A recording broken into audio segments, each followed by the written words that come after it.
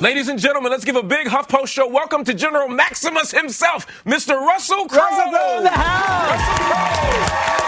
Yes. Hello, sir. Welcome. Mr. Mark Lamont Hill. Thank you. Pleasure. Have a seat. Russell Crowe. Russell Crowe. You know, when I first heard about the film, I know it's a period piece, but then I thought, water diviner, Los Angeles, drought, it's topical as hell. Have you thought about that? No, it's the Just first time. now, right? See, I got one that he hadn't heard yet. So let me ask you this. I know that you've been offered directing slots before, after Gladiator, but you waited all this time. So was it just that the timing was right, or was it this project? I think I was waiting for the same kind of feeling that I have as an actor when I connect to a script, And because, the intellectual idea is one thing, but the actual energy to do both jobs in a particular project, it's going to require you to be on your game for quite some time. So you've really got to be drawing from a passionate place to do it. So, in between times, I've directed 30 or so video clips, some documentaries and stuff. So I've been, blooding myself in the game, so to speak. But this came out of nowhere. It was just a script that arrived randomly, and I read it, and I just knew it had to be this one. What was it about the script that connected to you as opposed to the others? Well, I think that, it's a very complicated answer because there's a lot of things, The Battle of Gallipoli, which this movie is based on, is a very big cultural touchstone in Australia and New Zealand. Our Memorial Day, the 25th of April, Anzac Day, which stands for Australian New Zealand Army Corps, is based on the beginning of that battle. It's the first time that Australians and New Zealanders fought under their own flag. Prior to that, they're an extension of the British Empire and the Crimea and the Boer War and what have you. So it has a big cultural importance.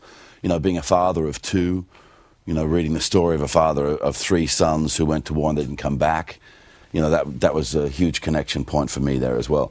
There was also in the script an opportunity to reframe how people in Australia and New Zealand see Gallipoli and understand that particular part of the First World War and our relationship with the Turks. So that opportunity was huge, to reshape the way people feel about this particular instance in history. And also many other elements in the script. So it was it wasn't just one thing. Yeah. It was like such an overwhelming response to it. And, when I go and meet directors, man, you don't want to meet the wishy-washy person, because I may do this, I may do that. Yeah. I kind of feel about this. You want the definitive voice. You want to, you meet a Ridley Scott, and he's absolutely pure and certain. He's the only man on the planet who can be doing that particular movie, Yeah. And you kind of get a certain confidence from that, And you get that from Peter Weir or Ron Howard or Darren Aronofsky, So I had a strange experience when I was reading the script. I had this voice come out of me that I had to take responsibility for this. Wow. This was, I could read between the lines, I could see into the shadows, all of that sort of stuff. So that's probably the voice that I've been waiting for, And this is the 100-year anniversary. Yeah. So, but when I read it, it was a number of years ago. Yeah. So, but it's dovetailed very nicely. So we read that you had brought the cast and the crew together, and you sort of put them through a boot camp with workouts and weapons training and history lessons. Could you just had a beer? Basically, it wasn't the cast and crew. No? It was just the cast. Just the cast. Yeah. You let the crew off. Yeah, that camera guy's no boot camp for you. Yeah, I didn't bring the grips in to learn about weapon training. Though that probably could have been a good idea. No, it was just the cast, and essentially what I did is I just showed them how I would approach it if I was preparing for it. And what that does, man, is, you fill people's days like that, and you have them go for a long walk when they first get up, do some yoga, do a weight session. They might do a 50-kilometre bike ride. They might do 2.5 or 3 hours on horses, some weaponry training. Then at night time, it might be a lecture on the geopolitics of the time, the history of the Ottoman Empire. You're just filling them up with stuff. And then once you've done that, all they need to do then is be consistent coming into when you actually start shooting. And what it gives you is that every single actor on your set is fully prepared, and there's also something that the camera reads. There's a mile of depth behind their eyes. They know their subject matter. They know who they're playing. They are of that time. You've got to remember, I'm casting young actors in Sydney, so I'm getting all these completely urbanized, like, surfer dude guys, and then taking them back 100 years in time, and their body shapes changed, and just, but it's mainly that thing that's behind their eyes. Wow. Do surfers in Australia say dude, or is that just a California thing? I think surfers all over the world say dude, but I wouldn't want to become a spokesperson for surfers and what they say or don't say. Okay. We won't pin you on Fair that. enough. I did have a question for you because you talk about Australia a lot, obviously, and you are New Zealander. I was born in New Zealand, but I went to Australia first as a 4-year-old in 1968. Yeah. Then I lived there until I was 14, and then I went back to New Zealand with my parents, and then went back to Australia at the age of 21 by myself. So I've lived 39 of my 51 years in Australia. But what about the citizenship piece of that? Because I've heard that you've attempted to obtain citizenship in Australia, and it's been difficult. They changed the laws in 2002. Prior to that, see, it's a funny thing because the freedom of travel has always been very open between Australia and New Zealand. But over time, more and more rules have come in. And even though I was living in Australia, it was one of those things, I'll get around to it, I'll get around to it. It wasn't until I had my second son, married an Australian wife. Now I've got 2 Australian children. You know what? I should really be an Australian because it's sort of kind of like just that worst case scenario thing. If we're travelling somewhere, something goes down, we got to go to 2 embassies, not 1. And I also wanted them to sort of enjoy that part of it too. That I sort of became an Australian for them, kind of thing. Why haven't they made it easier? I mean, you're like the man in Australia. You're on a stamp, right? But yeah, here's the thing. It's a funny thing because I am on the list of living national treasures for Australia. Wow. I am, as you pointed out, a legal tender stamp in Australia, which apparently is illegal unless you're the Queen of England. Right, it's you and the Queen. But I'm on the stamp. And you can post a letter with me. Just got to lick the back of my head.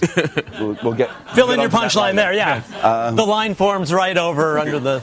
And like they gave me the Federation Medal in 2000 and stuff like that for services to the arts and everything. So it is a very odd situation. And when I've approached it, because I haven't officially given them paperwork because, you can have many conversations about it first and find out where it's at, because you don't want to be on the list of people who have applied and been formally denied because then that's just going to create extra hassle, and they changed these laws and I wasn't in the country for the majority of the time. I think you have to be there for at least 10 months in 2000, 2001, 2002. Now, that was an extremely busy period for me.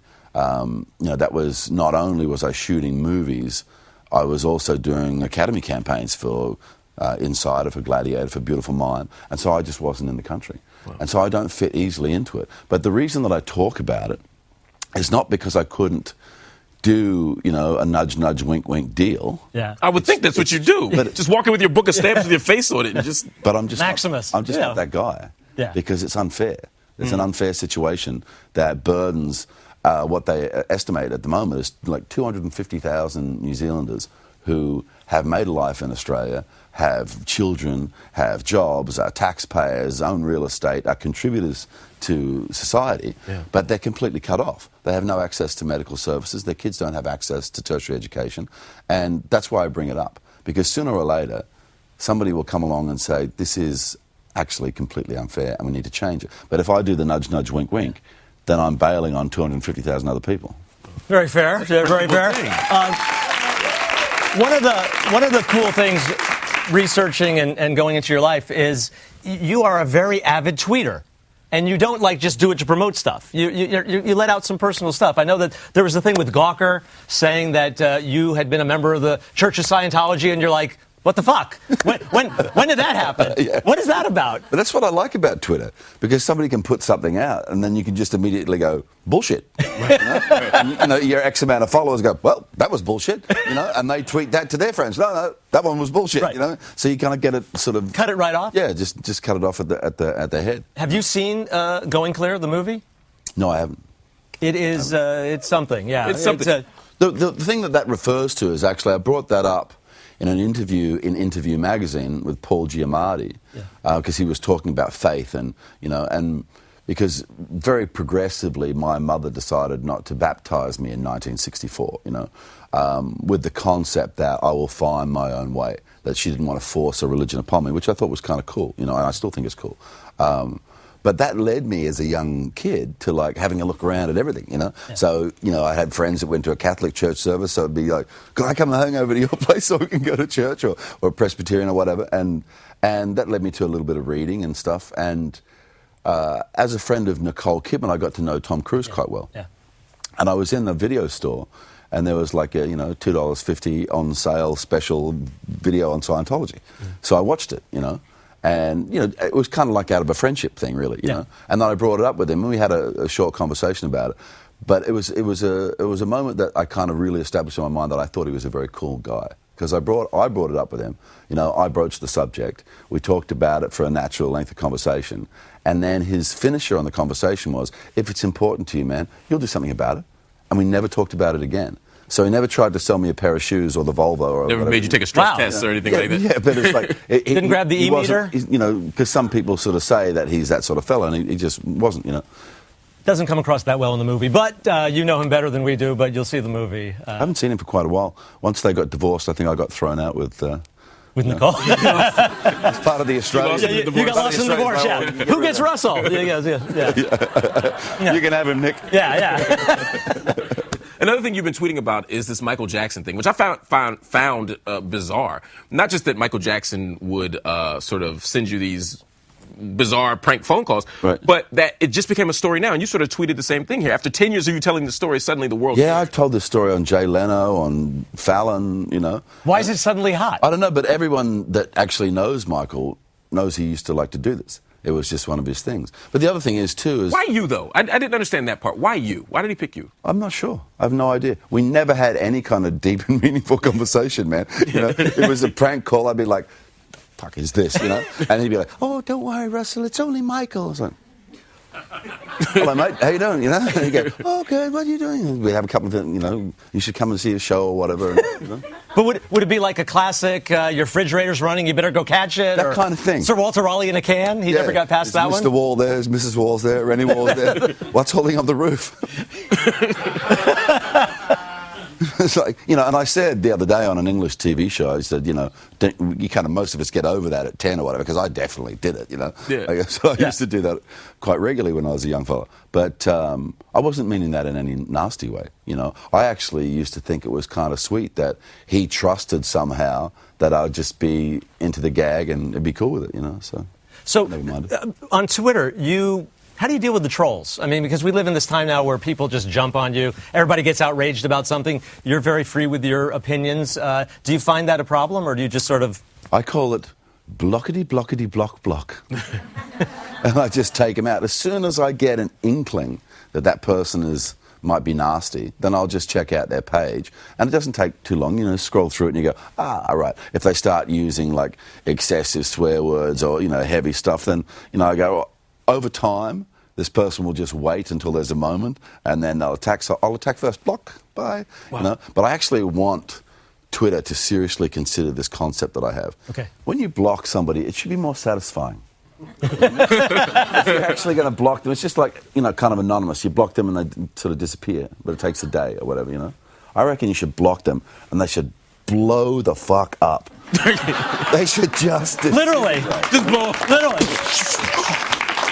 Russell Crowe, everybody. It was his birthday on Tuesday. Happy birthday. Thanks, man. His movie opens on the 24th of this month. Check it out. Hey, thanks for watching. Don't forget to subscribe to our channel and click here for more videos. And make sure to catch new episodes Friday at 9 p.m. on HuffingtonPost.com.